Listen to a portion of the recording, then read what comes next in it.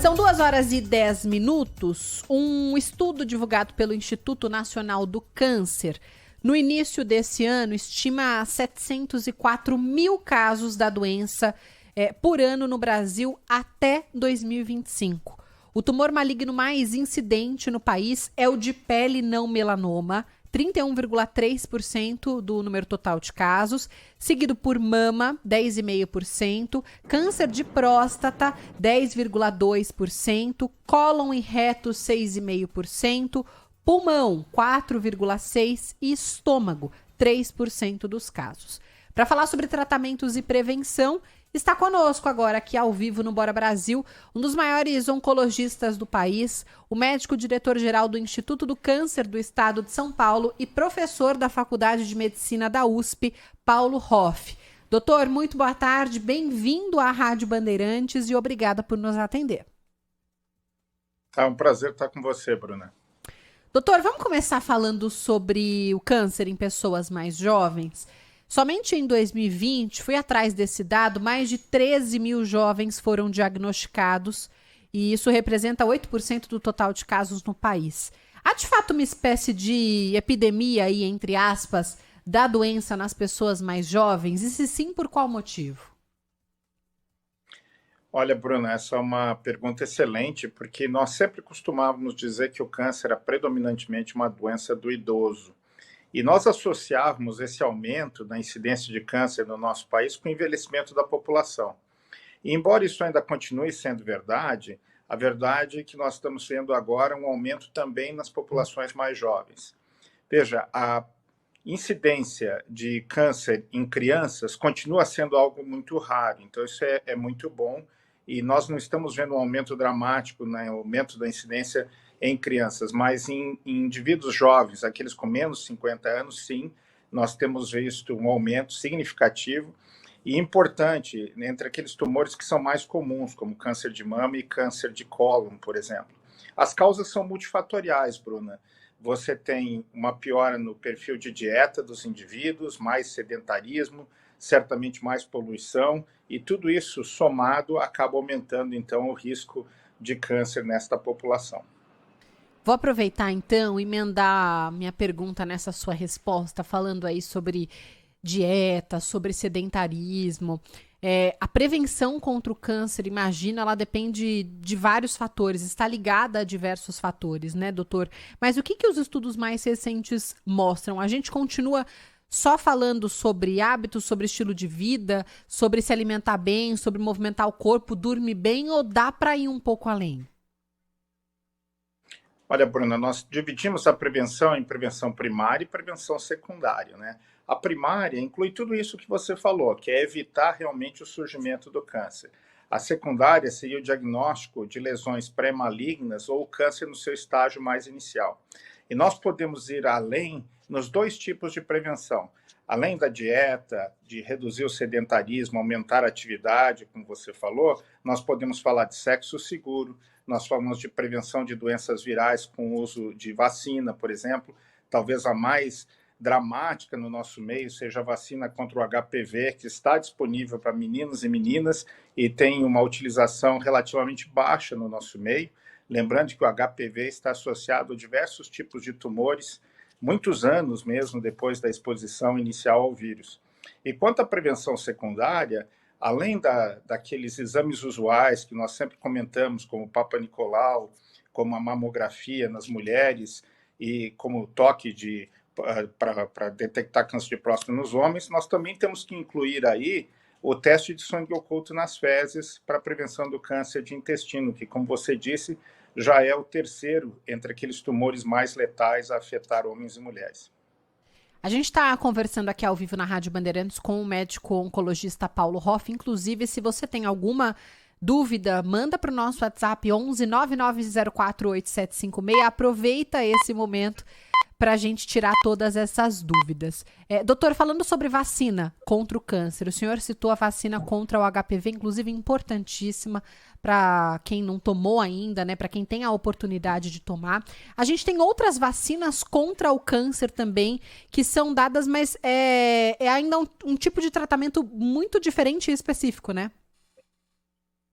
Olha, então vamos colocar, nós temos as vacinas que previnem a infecção por vírus que estão associados à formação do câncer.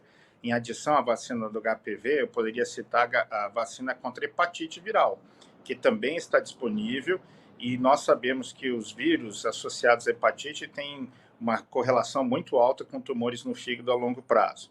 Depois, nós podemos falar de imunoterapia, e aí tem diversos tipos de imunoterapia, Bruna, mas vacina em si, para tratamento do câncer, essa ainda não está disponível.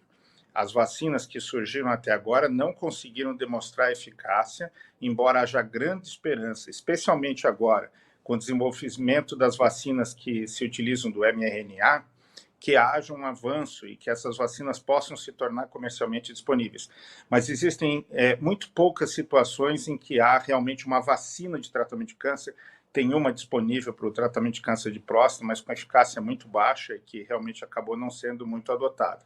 Agora, existe um outro ponto da imunoterapia, que não é a vacina em si, que é o uso de anticorpos monoclonais, e essa área, sim, essa avançou muito. Nós temos diversos tipos de anticorpos que são utilizados no tratamento dos pacientes com câncer, além da própria imunoterapia, que é o estímulo da formação de células de defesa e produção de anticorpos do próprio indivíduo, né? Isso também avançou bastante. Tem algumas perguntas aqui, doutor, chegando pelo nosso WhatsApp. Então, vou compartilhar algumas com o senhor. Sei que tem... É muito difícil, às vezes, alguns ouvintes que mostram aqui alguns sintomas. A gente precisa até falar isso aqui de uma forma um pouco mais genérica, mas a ideia é tentar ajudar todo mundo que nos ouve aqui. Tem uma ouvinte que ela tem 65 anos e ela diz que há mais ou menos 8 meses tem sangrado demais pelo reto. Qual que é uma orientação para um caso como esse? É procurar um médico um quanto antes? Assim, o que o senhor pode dizer a essa ouvinte?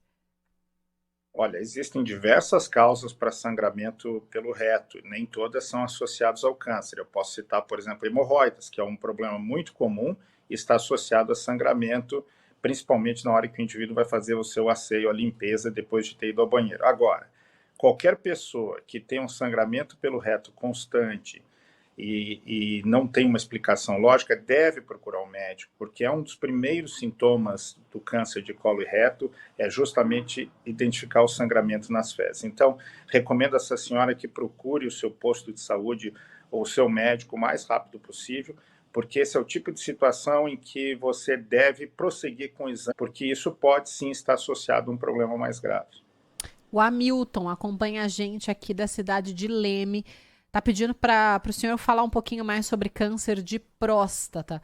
Melhor prevenção. E aí a gente esbarra, né, doutor, na questão do homem, infelizmente, ir menos ao médico do que a mulher, se preocupar menos com a saúde do que a mulher. Às vezes não faz exames há anos. Há essa dificuldade também, né?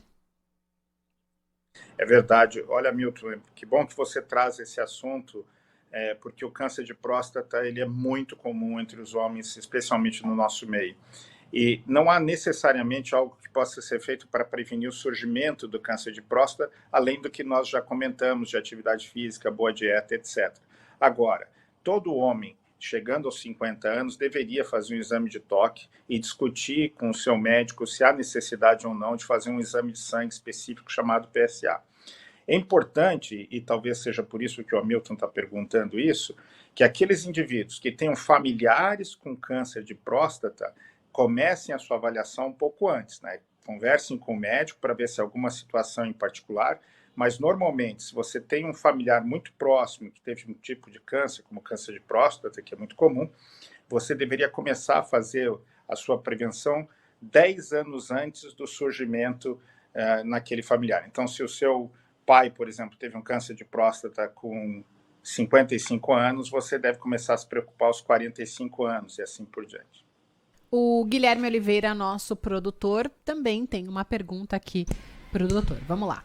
Doutor, muito boa tarde, muito obrigado pela entrevista, tendo o senhor aqui conosco na Rádio Bandeirantes. Voltando um pouquinho ainda da incidência do câncer entre os jovens, o que a pandemia impactou nisso?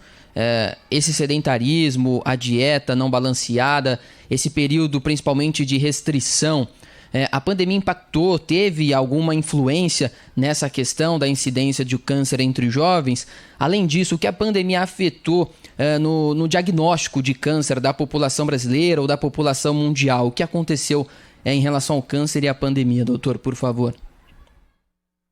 Nossa, uma excelente pergunta, Guilherme. Eu te agradeço, porque tanta coisa está associada à pandemia e nós ainda nem entendemos exatamente o escopo de tudo isso. É interessante, eu estava lendo hoje de manhã um livro de um médico americano comentando sobre o que aconteceu nos anos 20 do século passado nos Estados Unidos, depois da grande gripe espanhola que afetou os Estados Unidos em 1918 e 1919. E ele dá a entender isso, que nós vamos começar ainda a ver efeitos não previstos da pandemia. E nós estamos vendo justamente na área do câncer diversos impactos, Guilherme. Um é muito óbvio, como você mencionou. As pessoas ficaram restritas em casa, né? Menos atividade física, a dieta tendeu a ser mais baseada em alimentos ultraprocessados, e tudo isso teve e terá um impacto não só na área do câncer, mas problemas cardiovasculares, etc., podem ter um impacto significativo com essas mudanças que nem sempre ocorreram para melhor. Outro ponto importante, e talvez você tenha aludido a isso na sua pergunta, é a questão da redução da prevenção. Em muitos locais ao redor do mundo, isso não é um problema do Brasil, despencar os índices de prevenção. Então, as mulheres fizeram menos mamografia, os homens fizeram menos toque de próstata, nós realizamos menos testes de sangue oculto nas fezes.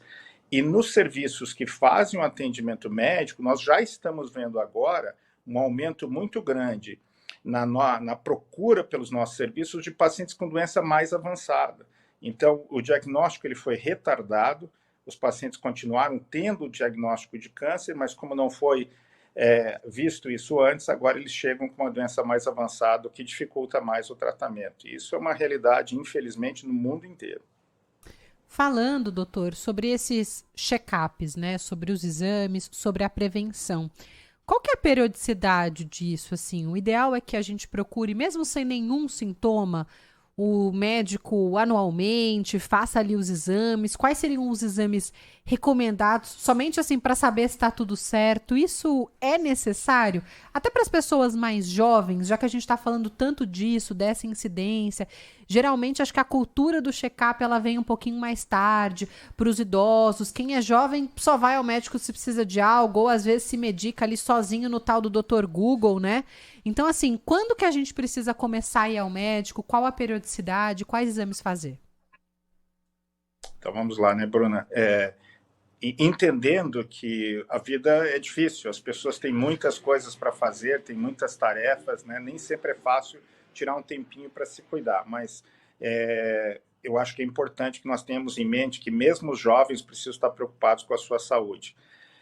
Nós podemos dividir essa recomendação entre aqueles pacientes que não têm muitos familiares com câncer, então seriam as recomendações usuais, eu vou explicá-las aqui no momento, e lembrando que também temos que ter muito cuidado com aqueles indivíduos que têm muitos casos na família. Eu diria que para esses indivíduos, essas pessoas que têm muitos casos na família, o ideal é conversar com o médico, porque pode haver uma propensão familiar, e aí essas recomendações mudam muito em relação a quando e como fazer a prevenção.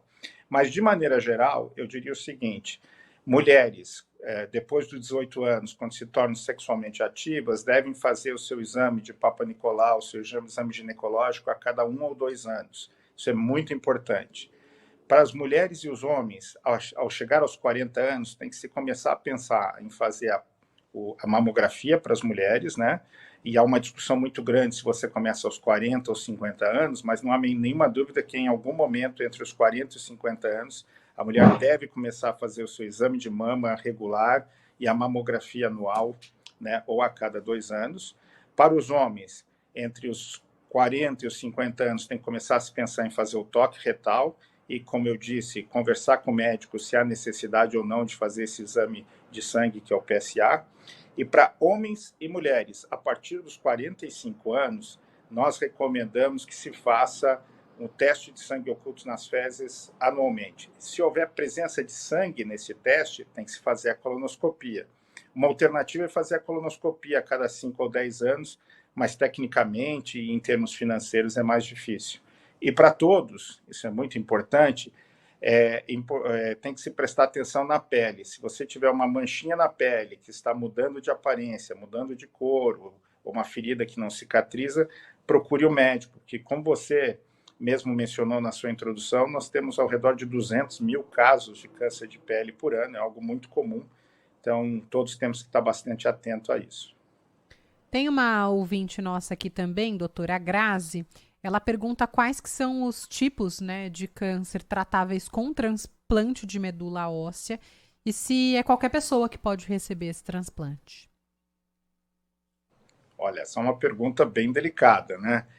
Começando, normalmente o transplante de medula óssea ele está associado ao tratamento de doenças que estão presentes no sangue, então como os linfomas e as leucemias. Mas existem outras doenças, como mieloma múltiplo e como câncer de testículo, que em certas situações precisam do transplante, e até outras doenças que normalmente nem são tão associadas ao câncer, como a amiloidose, que pode ser tratado com transplante. Então, existem várias áreas que se utilizam do transplante de medula.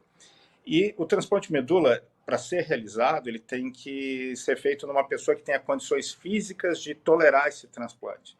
Então, realmente é caso a caso, tem que ver se o indivíduo biologicamente tolera o transplante, que envolve tratamentos bastante intensos, mais intensos do que a quimioterapia usual. Chegou uma pergunta também, doutor, pelo nosso WhatsApp, uma mensagem de áudio. Vamos lá. Bruninha, bom dia, Gui. Eu sou a Mari Nascimento, tenho 58 anos. Eu perdi várias pessoas da família com câncer, né? Minha mãe câncer de útero, minha irmã de mama, minha tia de garganta, meu tio de cabeça, minha prima de útero. E então eu gostaria de saber assim, de quanto em quanto tempo eu tenho que estar realizando exames para saber se está tudo correto. Muito obrigada. Muita incidência na família, né, doutor? Não, esse é um caso, respondendo rapidamente a pergunta inicial dela, eu diria que ela é uma paciente que precisa ser acompanhada anualmente, no mínimo. Mas mais importante que isso, essa família precisa conversar com um especialista, ou um geneticista, ou um clínico que tem interesse nessa área, porque realmente com tantos casos, pode ou não haver uma síndrome familiar, uma tendência familiar à formação de tumores, especialmente porque a gente ouve a presença de muitos tumores de útero nesse caso aí. Então, eu não vou me ater muito ao tipo de síndrome, mas tem algumas síndromes familiares que poderiam estar associadas a uma família com de tantos casos, né? Boa tarde, doutor. Boa tarde a todos da mesa. Meu nome é Ivan, sou de Ribeirão Pires, tenho 44 anos. Procurei o meu médico há pouco tempo para fazer os exames da próstata, porém ele só me passou o exame de sangue, não o de toque. Só o exame de sangue já é suficiente ou é necessário fazer o de toque também? Abraço, obrigado. O exame de sangue, o PSA, ele é muito sensível. Então, normalmente ele detecta alterações muito pequenas associadas ao surgimento do tumor. Mas nós continuamos recomendando o toque como sendo muito importante na prevenção. Talvez pela idade, 44 anos, o colega médico tenha optado por esperar um pouco mais para começar, mas na próxima visita eu faria essa conversa com o médico, porque está chegando a hora de começar a checar com o toque também. Eu sei que o toque é desconfortável, homens não gostam de se submeter a esse exame, mas ele é complementar ao exame de sangue, um não elimina o outro. Doutor, a gente viu recentemente alguns casos, inclusive de celebridades divulgando, né, que estão com câncer. A gente teve o caso da Preta Gil, né, filha do Gilberto Gil, cantora, com câncer de intestino. Ela tem conversado bastante sobre isso também, compartilhado ali a rotina nas redes sociais. Quando a gente fala em câncer de intestino, tem algum outro sinal de alerta? Teve um ouvinte que mandou mensagem aqui também, às vezes um desconforto depois de comer, e aí a gente pode ter, né, tá ligado ao câncer de estômago também, de intestino, algo o que chama alerta nesse tipo de câncer para que a pessoa procure um médico, para que a pessoa faça um exame?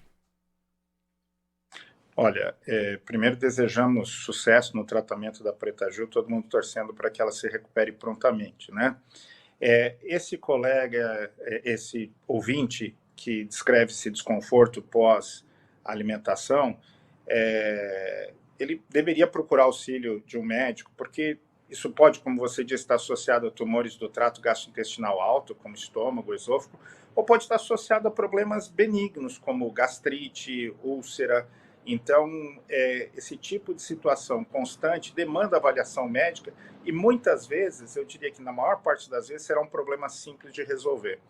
Quanto aos sintomas do câncer de colo e reto, que hoje é muito prevalente tanto entre homens quanto mulheres, o sangramento, como foi descrito por um ouvinte anteriormente, é um sinal que nos assusta mais, que nos deixa mais preocupados, porque muito frequentemente é associado à presença do tumor. Mas tem outros sintomas. Uma alteração do hábito intestinal. Aquele indivíduo tem intestino regular, de repente começa a ter intestino preso ou diarreia do nada, assim, e essas alterações ficam presentes por bastante tempo. Isso deve levar a consideração, uma avaliação. O indivíduo com dor no abdômen, o indivíduo que sente o abdômen distendido, sente uma massa no abdômen, tudo isso deve levar a uma avaliação médica. Agora, muitas vezes o câncer do intestino, ele cresce sem sintomas muito aparentes.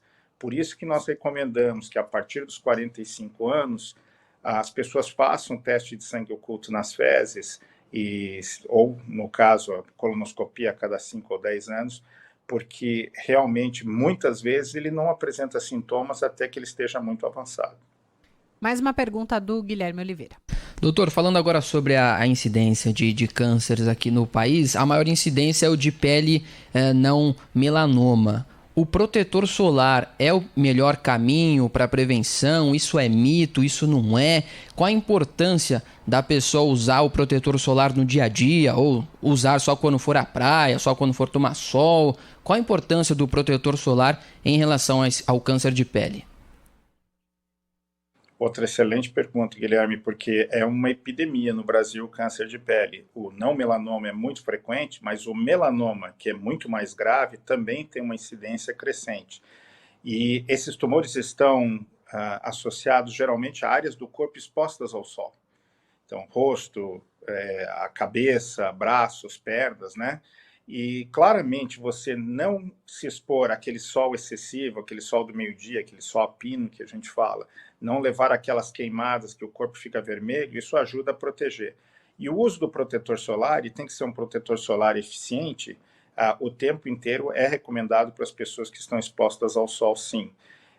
Há uma discussão muito grande, porque também não adianta você passar o protetor solar e ficar ao meio-dia tomando sol, né?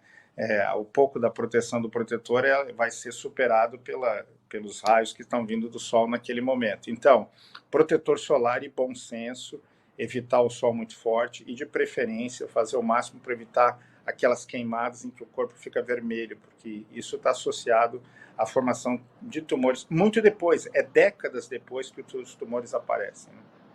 Agora o senhor tocou num ponto interessante para a gente esclarecer para o ouvinte da Bandeirantes. Quais são as diferenças entre o câncer de pele não melanoma e o melanoma? Para nossa sorte, Guilherme, o não melanoma é muito mais comum. Basicamente é o epidermoide e o basaloide. Esses tumores são de tratamento relativamente simples, bom prognóstico. Normalmente o colega dermatologista ou cirurgião geral remove e acabou, não volta, não tendem a se disseminar. Muito raramente eles se disseminam, formam metástase, etc.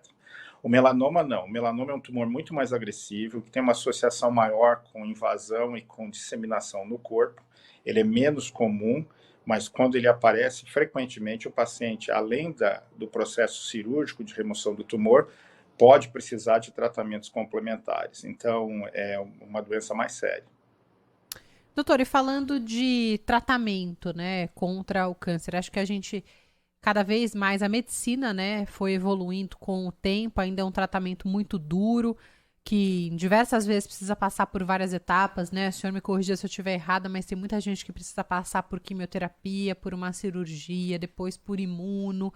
Então, há diversas medicações ali também que precisam ser tomadas e medicações que acabam afetando o dia ali daquela pessoa, a disposição daquela pessoa, a gente sabe disso. Mas o que a gente tem, assim, olhando para frente, de evolução da medicina, com tratamentos às vezes um pouco menos invasivos, mais confortáveis para o paciente? O que a gente pode esperar para o futuro do câncer no Brasil, vamos dizer assim, já que, infelizmente, a gente continua ainda com altos índices todos os anos? Em termos de tratamento, nós podemos esperar cirurgias menos invasivas com uso de cirurgia robótica, laparoscópica, então cirurgias com cortes menores e com recuperação mais rápida dos pacientes. Em termos de radioterapia, a radiocirurgia vem se instalando, já está disponível em alguns serviços do SUS, e a radiocirurgia é mais focada, também faz o tratamento com menos consequências danosas ao paciente no futuro. Em relação aos tratamentos sistêmicos, eu apontaria para o surgimento das terapias-alvo, que são aquelas medicações que atuam sobre alterações específicas presentes só nas células tumorais, não nas células normais do paciente, e também a imunoterapia, que é o uso do sistema imune do próprio paciente para atacar o câncer. Então, isso é algo que nós temos um interesse muito grande de desenvolver cada vez mais. Mas eu diria o seguinte, neste momento é muito importante nós focarmos no diagnóstico precoce dos pacientes com câncer, porque um indivíduo que tem o câncer detectado nos seus primeiros estágios tem uma chance muito grande de cura do tumor, às vezes só com cirurgia ou só com radioterapia, e pode evitar a necessidade de todos esses outros tratamentos que são mais difíceis, mais custosos, assim por diante. Conversamos aqui na Rádio Bandeirantes com o médico Paulo Hoff, que é presidente do Grupo Oncologia DOR, também é professor de Oncologia na Faculdade de Medicina da USP e gentilmente nos atendeu aqui na Rádio Bandeirantes nesta sexta-feira, nesse feriado, dia da gente falar um pouquinho sobre a doença, desmistificar muita coisa, é importante falar abertamente contra o câncer, saber o que a gente tem de tratamento disponível e falar também sobre prevenção. Às vezes a gente deixa um pouquinho de lado, acha que é balela esse papo de se alimentar um pouco melhor, dormir bem à noite, tentar ficar um pouco menos estressado durante o dia, beber bastante água, ter essas práticas saudáveis, mas que a longo prazo podem trazer muitos benefícios para a nossa saúde. Doutor, muito obrigado, um prazer conversar com o senhor. Microfone da Rádio Bandeirantes sempre aberto, espero que a gente volte a se falar numa outra oportunidade. Até mais. Até mais, muito obrigado.